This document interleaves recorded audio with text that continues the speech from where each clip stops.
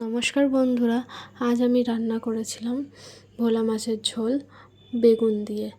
এই ভোলা মাছগুলো ছোট ছোট, তবে মা খেতে খুব ভালোবাসে তাই নিয়েছিলাম, পাড়ায় এসেছিল।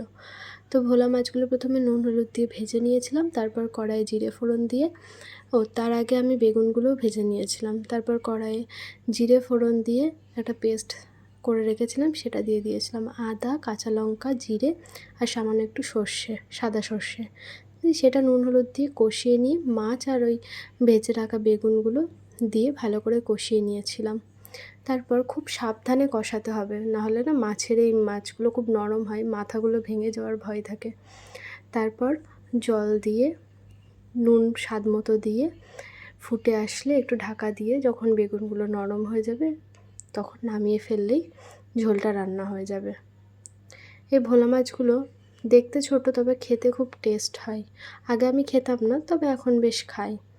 আমার ভিডিওটি ভালো লেগে থাকলে আমার চ্যানেলটিকে সাবস্ক্রাইব করে দেবে এবং একটা লাইক দিয়ে দেবে।